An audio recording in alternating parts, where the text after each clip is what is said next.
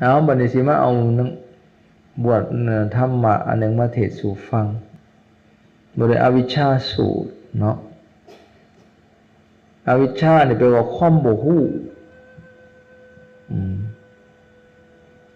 แต่มันก็มีหลายสูตรอวิชชาเนี่ยมันสูตรเดียวได้ความบ่ฮู้แจ้งในหูในเวทนาในสัญญาในสังขารในวิญญาณอันนั้นก็เป็นหมวดหนึ่งแต่ในที่นี้ทานที่อวิชชานี่ทุกอย่างมันมีเหตุมีปัจจัยมีอาหารแก่กันและกันการสิสาวแปลว่ามันยังเป็นอาหารของอวิชชาสิว่าให้ก่อเกิดอวิชชาโอ้นำไปมันคงง่ายเด้อในสูตรนี้คักหลายว่าโดยอวิชชาสูตรว่าโดยอวิชชาคือความบ่ฮู้แจ้งพระผู้มีพระภาคตรัสว่าภิกขุทั้งหลายเงื่อนต้นแห่งอวิชชายอมบ่ปรากฏในการก่อนหมายความว่าอวิชชาเนี่ยมันบ่มีในการก่อนแต่มันมีเหตุปัจจัยให้ก่อเกิดมันจึงมีในทีหลังแต่นี้อวิชชาบ่มีภายบ่มีหมายการก่อนแต่ก่อนบ่มีภายหลังจึงมีเห็นบ่เพราะฉะนั้นเฮาจึงกล่าวคำนี้อย่างนี้ก็เมื่อเป็นเช่นนั้นอวิชชาที่มีข้อนี้เป็นปัจจัยจึงปรากฏถึงอวิชชาเฮาก็กล่าวว่ามีอาหารนะบ่แม่นมันสิมีขึ้นลอยๆมันมีเหตุมีปัจจัยอวิชชาความบ่ฮู้แม่นหยังเป็นอาหารของอวิชชาเด้อฟังเด้อแม่นอวิชชาเฮาก็กล่าวว่ามีอาหารบ่ได้กล่าวว่าบ่มีอาหารเพิ่นบ่ได้ปฏิเสธว่ามันบ่มีเด้มันมีอาหารของอวิชชาความบ่ฮู้อันใดล่ะเป็นอาหารของอวิชชาควรต่อว่านิวรณ์ห้านั่นฮู้บ่นิวรณ์ห้ามันยังไงนิวรณ์ห้านี่คือทำเป็นเครื่องหามจิตบ่ให้บรรลุความดีเป็นเครื่องกั้นกลางจิตใจเฮาบ่ให้เจริญขึ้นนิวรณ์ห้ามีอย่างไหน1กามฉันทะความพอใจในกาม2พยาบาทความคิดอาฆาตพยาบาทจงเวรผู้อื่นผูกโกรธผูกห้ายความเครียดความคมไว้พยาบาท3ทินามิทะความหดหู่ท้อถอยความขี้เกียจขี้ข้านงงเงาเฮานอนอย่างนี้แหละ4ความลังเลสงสัย5ความฟุ้งซ่านของจิตนี่อันนี้แหละเอิ้นว่านิวรณ์ห้าโดยเฉพาะเวลาเราปฏิบัติธรรมไปเจริญสมาธินี่พวกนี้มันจะมารบกวนแต่ว่าสิคอยสิแห้งต่างกันเนาะผู้บางคนนี่ทั้งกามฉันทะแห้งทั้งกามารมณ์พอใจในหูในเสียงในกลิ่นในรสในสิ่งที่กระทบสัมผัสคือเห็นแต่หูงามๆกินเสียงมวลๆกินหอมๆรสแซ่บๆสัมผัสนุ่มนวลคิดแต่ในเรื่องนั้นอันนี้คนกามฉันทะแห้งนั่งสมาธิไปจิตโน้มไปทางนั้นโลดมารบกวนทันที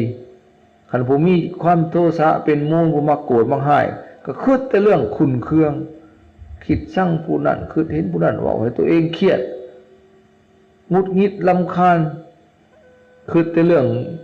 อยากหายอยากโกรธผู้นั้นผู้นี้อันนี้เรียกว่าพยาบาทนั่นมันมาโกรธเลยมันในคนมีที่นาวิทะก็เอาแล้วว่าแต่นั่งเข้าไปก็เงานอนโอ้ยขี้ขาดเด้เมื่อยหาเบิกเขาโลดมานั่งสมาธิยังไงปันผีนกเขามาเขาจักมันผีอยากนอนมันจะใช้มาเขาขันไปฟอดไปล่ำไปเด่นไว้บนมือก็ได้ขันมานั่งบุพ่อข้าวเป็นพระกายาเป็นเน่งกระตาโดยเฉพาะโจรน้อยหมูเตะผูกเตะเพกกองกุ่นกองก้อยไหวพระกับบุจกข้อเงือกข้อแงะนี่แหละแต่ว่าลูกฉันผู้พี่มาไปโดดไหวปัญญา ไปนะหรือไปหลินในอื่นบนมือก็ได้สินะนี่อันนี้มันที่นามิทะไหนความฟุ้งซ่านจิตใจบ่สงบว่าแต่นั่งสมาธิไปคิดไปทุกที่ตอนบ่นั่งคือใครเนี่ยถ้านั่งมาแล้วโอ้ยมันนั่งรับตาประนั่งฝันไปเลยเบิดเรื่องนี้ต่อสิเรื่องใหม่เรื่องน้อยๆเป็นเรื่องใหญ่คิดไปอันนี้ก็ว่าอุทธัจจะกุกุจจะวิจิกิจฉาความเลยสงสัยในบาปมีหรือบ่นอบุญมีหรือบ่นอพระพุทธพระธรรมพระสงฆ์มีจริงบ่นอชาตินี้ชาติหน้ามีบ่นอนรกสวรรค์มีจริงบ่อันนี้แหละวิจิกิจฉามีแต่แนวสงสัยปฏิบัติไปนี่มันสิมีสิได้บรรลุหูธรรมมีอีหลีบ่ได้อีหลีบ่ลักษณะนี้วิจิกิจฉานะนี่นิวรณ์ห้าเป็นอาหารของอวิชชาเด้ออันนี้แหละตัวนี้บัดนี้แม้นนิวรณ์ห้าเฮากล่าวว่ามีอาหารบ่ได้กล่าวว่าบ่มีอาหารแม้นอาหารของนิวรณ์ห้าอาหารของนิวรณ์ห้าควรตอบว่าทุจริตสามทุจริตสามคือประพฤติชั่วทางประพฤติชั่วทางกายทางวาจาทางใจเนี่ยอันว่าทุกข์ได้เด้อมันสุขได้ทุกข์บ่ดีนะสุนั่นดีงามง่ายนะทุจริตบอกจริตตะบอกว่าความประพฤติทุประพฤติบ่ดีประพฤติชั่วทางกายทางวาจาทางใจมีอยู่สามเนาะสามทางนี้กายทุจริตมีอยู่สามอย่างหนึ่งปาณาติบาตฆ่าสัตว์ให้ตายสองอทินนาทานหลักของทานสามกาเมสุมิชฌานประพฤติในกามล่วงเกินประเวณีผัวเมียกันนะอันนี้ประพฤติชั่วทางกายมีสามประพฤติชั่วทางวาจามีสี่อนุวจีกรรมสี่นี่หนึ่งมุสาวาทว่าขี้ตัวบอกความจริงสองปิสุนาวาจาว่าเสียดสีซับซ้อนสามปรุสาวาทะว่าคำหยาบเสียดสีซับซ้อนยุยงให้เขาพิษกันเขาถือต้องปองรองกันกับไปยุไปแย่เอาคำครั้งนี้ไปว่าให้ครั้งนั้นเอาคำมาว่าครั้งนี้คำขาสองออกเขาว่าเพิ่มใส่ให้เขาเข้าใจพิษเขาแตกสามัคคีกันอันนี้แบบปิสุนาวาจานั่นปรุสาวาทะว่าคำหยาบซากะแข็งคำปล่อยคำดาคำแข็งกระดาบานี้สัมภปราปะข้อที่สี่เนี่ยว่าคำเพ้อเจ้อคำเพ้อคำเหอะคำว่ามีประโยชน์ตลกโปกห้าบานี้ว่ามโนทุจริตก็มีอยู่สามอย่างคิดบดีคิดสัวคือหนึ่งคิดโลภอยู่ในเพ่งเล่งอยู่ในของคนอื่นคนเฮาก็มันจะไปลักไปปุ่นไปจี้ไปลักไปโลภของคนอื่นน่ะมันคิดอยากได้ของเขามันเป็นของตัวเองยังคิดอยากเอานั่นนะมันก็หาวิธีทีละนะบัดนี้ต่อมาพญาปะทะนี่จิตพยาบาทนะอาฆาตจองเวรผู้อื่นผูกโกรธผูกหายผูกใจเจ็บหาทางที่จะคิดเขียดคิดขมอยู่หันอันนั้นแล้วต่อมากับมิจฉาทิฏฐิมีความเห็นผิดจากทำนองของธรรมเห็นว่าบาปบ่มีบุญบ่มีนรกบ่มีสวรรค์บ่มีบุญคุณพ่อแม่บ่มีการให้ทานบ่มีสุนการบวงสรวงบ่มีผลสัตว์ที่เกิดพุทธขึ้นบ่มีเหล่านี้เป็นต้นอันนั้นแหละว่ามิจฉาทิฏฐิมีความเห็นผิดอันนี้เป็นอาหารของนิวรณ์ห้าเด้อบัดนี้ต่อไปแม้นทุจริตสามคือดังกล่าวมาแล้วเฮากล่าวว่ามีอาหารบ่ได้กล่าวว่าบ่มีอาหาร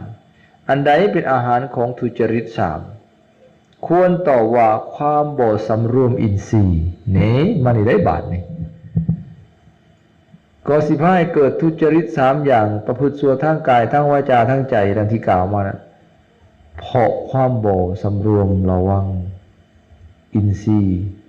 อย่างมีอย่างไหนอินทรีย์6คือตาหูดังลิ้นกายใจอินทรีย์โดยความเป็นใหญ่จักขุนสีแปลว่าความเป็นใหญ่คือตาเห็นบ่เฮาเพิ่นสู่อยู่ในยมุกบ่จักขุนทริยังจักคูจักควายยตนังอันนั้นแหละตาสิมีพิสัง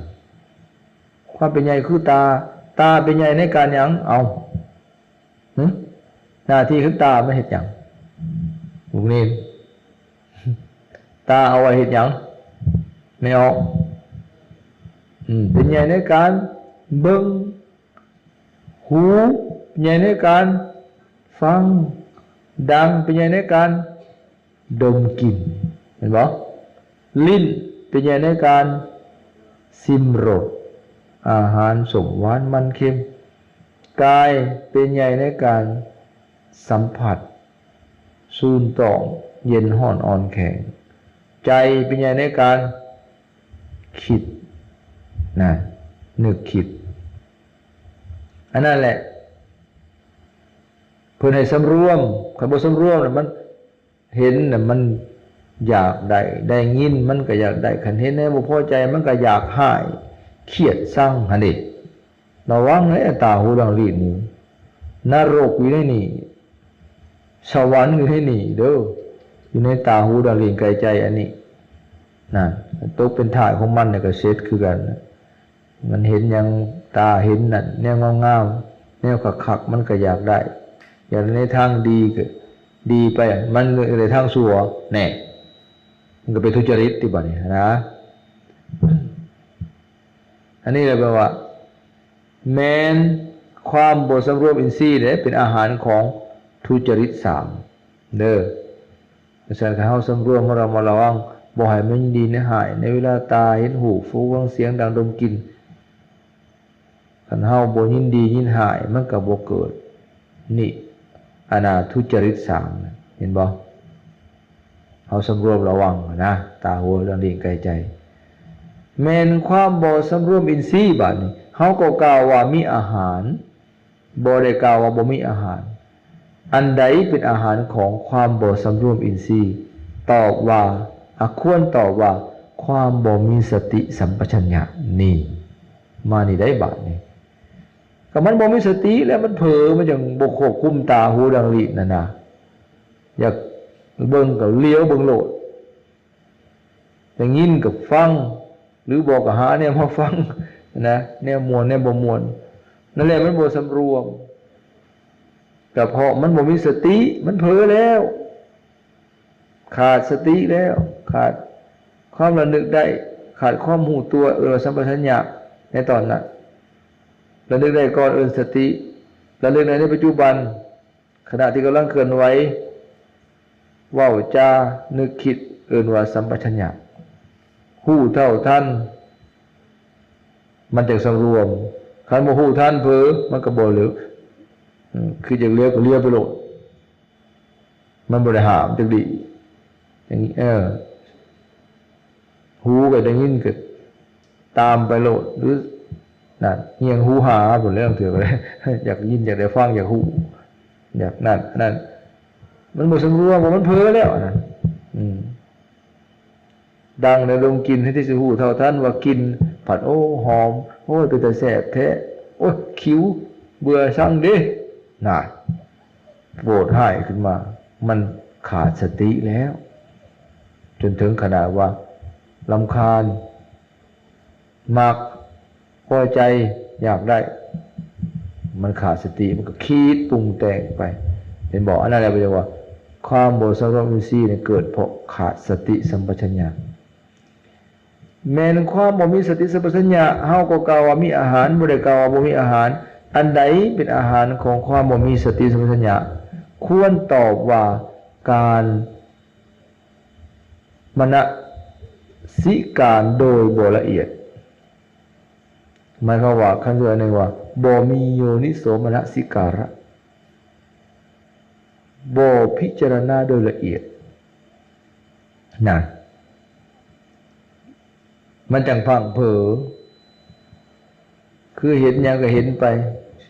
ซื่อๆบ่ได้พิจารณาโดยละเอียดในสิ่งที่ได้เห็นได้ยินนั่นนะมันก็เลยวิสติสัมปชัญญะมันบ่มีบ่เข้าใจแจ่มแจ้งเนี่ยตามความเป็นจริงมันก็หลงยึดมั่นถือมั่นมันก็พังเผลอสติเพราะมันบ่เข้าใจบ่พิจารณาโดยละเอียดนะบ่เกิดบ่มีปัญญาไว้ไงซะตัวนี้นะมันก็เลยพังเผลอนะบ่มีโยนิโสมนสิการเนาะ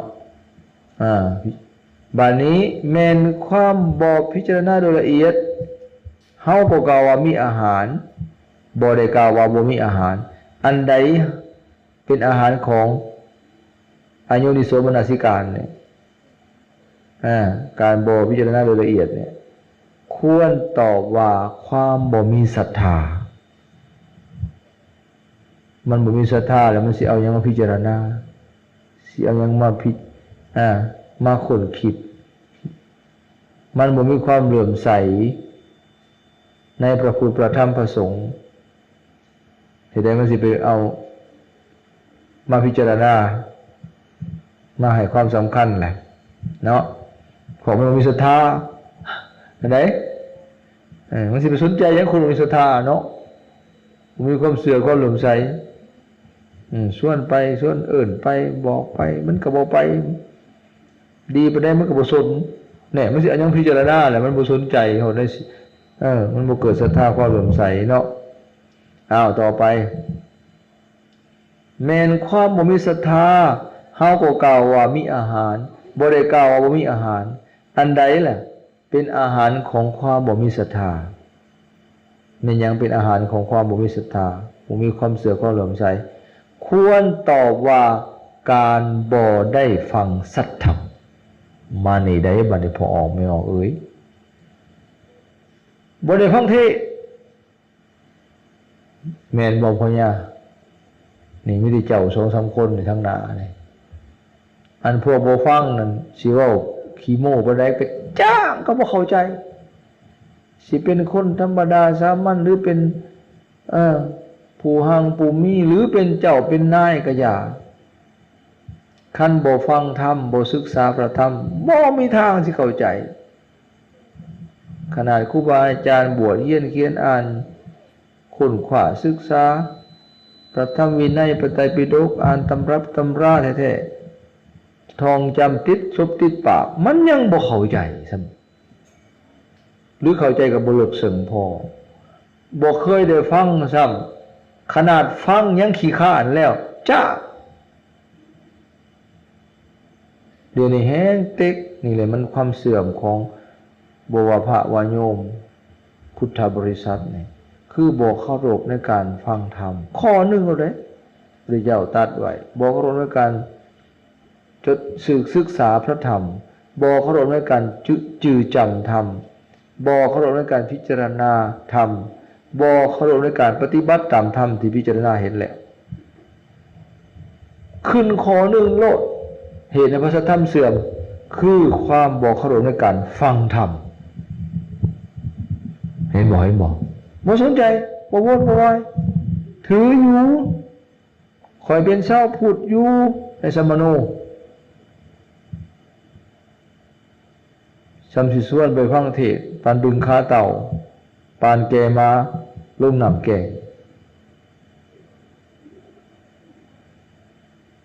มากับบ่ฟังแต่มาอีตนผู้ปกครองเพิ่นมาเป็นกรรมการแต่งกันมาหับเงินมาหับบริจาคมานับเงินมานั่งจุ่มกันคุยกันสูบยากินเหล้าหมวกก็บ่เปิดเกิดก็บ่ถอดพระก็บ่ขึ้นมากราบมาไหว้เพิ่นศิลาวัดมาเด้อไหว้พระรับศีลเด้อถวายสังฆทานเด้อบ่ได้สน นั่งจุ่มกันอยู่พระที่เห็นนั้นไม่ใช่เข้าใจผมไม่ได้ตั้งใจฟังอย่าไปว่าขณะเข้ามาในวัดแต่ยังไม่ได้ฟังนะยังไม่ได้ตั้งใจฟังกระเซินสิบได้มาเลยมันสิขนาดใดล่ะนะนั่นแหละนี่บ่มีศรัทธาอาหารของมันคือการ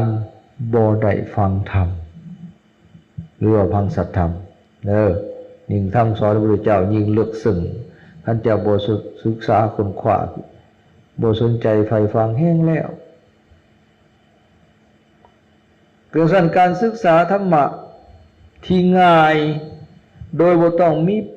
ปุ่มมีซอบ่มีกระดานบ่มีห้องเรียนคือการฟัง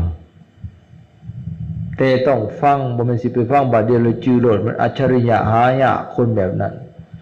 เมื่อบ่ฟังจือบ่ได้ก็ต้องฟังหลายๆเถื่อ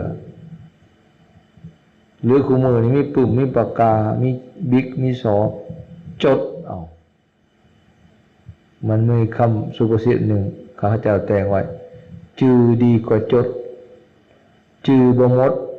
จดดีกว่าจือเอาไปเลยเป็นคาถาเด้อเห็นมาลูกหลานเน้นจือดีกว่าจดจือบ่หมดจดดีกว่าจือจดไว้มันบ่ทันถามเพิ่นเทศจบโอ้ยข้อหนึ่งข้อหน่อยจดบ่ทันหรือว่าข้อสองว่าได้ไหนอันยาอันไหนก็จดไว้ก็มาจะเอาไป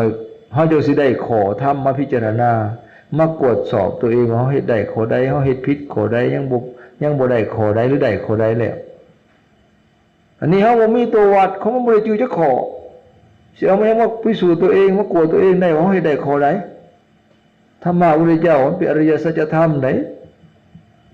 บ่แม่นว่าเฮาสิไปนึกเอาเองได้มันบ่ได้แม่นได้เฮาบ่ได้เป็นสัมมาสัมพุทธะได้บ่แม่นวิสัยของพระพุทธเจ้าได้เฮานะจังซั่นเพิ่นตัดไว้เพิ่นสอนไว้มันดีแล้วมีแต่เฮามาศึกษาเอามาปฏิบัติเท่านั้นบ่ได้ไปยากคนคิดหาคือเพิ่นบำเพ็ญบารมีมา4องค์สงไขกำไรแสนมหากัปกว่าสิได้เป็นพระพุทธเจ้ากว่าสิตรัสรู้บ่แม่นของง่ายแล้วเพิ่นก็มาสอนได้หมดแล้วหลักธรรมส่วนที่เป็นโลกิยธรรมโลกุตตรธรรมเพิ่นสอนได้หมดแล้วเฮามีแต่เลือกมาปฏิบัติให้มันเหมาะสมสมควรแก่ธรรมแต่เพิ่นบ่สนใจใฝ่ฟังบ่สนใจศึกษาโอ้ยแล้วนะเห็นบ่แม้นการบ่ฟังธรรมบัดนี้ฟังเด้อก็มีอาหารเด้ใกล้สิจบแล้วเฮากล่าวว่าถึงการฟังธรรมฟังพระสัทธรรมเฮาก็กล่าวว่ามีอาหารบ่ได้กล่าวว่าบ่มีอาหารเพิ่นปฏิเสธเลยว่าบ่ได้กล่าวว่าบ่มีได้มีเพิ่นกล่าวว่ามีอาหารของการบ่ฟังธรรมอันใดล่ะเป็นอาหารของการบ่ฟังพระสัทธรรมควรต่อว่าการบ่คบสัตบุรุษนี่งูมานี้บาดนี้เมื่อบ่เข้าไปหาบ่เข้าไปนั่งใกล้บ่เข้าไปทำความคุ้นเคยกับผู้ฮู้เหตุใดมันสิได้ฟังเหมือนมีอาจารย์เก่งๆอยู่แต่บ่เคยเข้าไปหาอาจารย์นั้นบ่เข้าไปเป็นมอบตัวเป็นศิษย์เหตุใดสิได้วิชาความรู้นำอาจารย์นั้นชั้นใดคือกันครูบาอาจารย์ผู้ฮู้หรือแม่ญาติโยมก็ตามเป็นผู้เพิ่นได้คงได้ศึกษาเราเรียนมาหลายเคยบวชเรียนเขียนอ่านหรือเป็นผู้สนใจตั้งอยู่ในศีลในธรรมว่าจะเป็นอัตเป็นธรรมประพฤติดีปฏิบัติชอบเฮาไปบ่เข้าไปหานั่นเมื่อบ่เข้าไปหาเห็นได้สิได้ฟังเทศน์นำเพิ่นเห็นได้สิได้สนทนาธรรมนำเพิ่นแม้แต่เข้าไปหาก็ยังบ่เข้าถือบ่ละคุมื้อเนี่ยมันบ่มาฮอดวัดสำหรับบ่แหน่เห็นได้มันสิได้ฟัง มียาคู่ดีๆไปไหนก็ยาแต่ข่อยบ่ไปหาบ่สนเพื่อนแปลว่าก็บ่ลงบ่ไปฟังบ่ไปหาบ่ฮู้จักของยาคู่ยังจะทานอยู่ซังบ่สนก็บ่ได้ฮู้เลยเฮ็ดได้สิไปเข้าใจ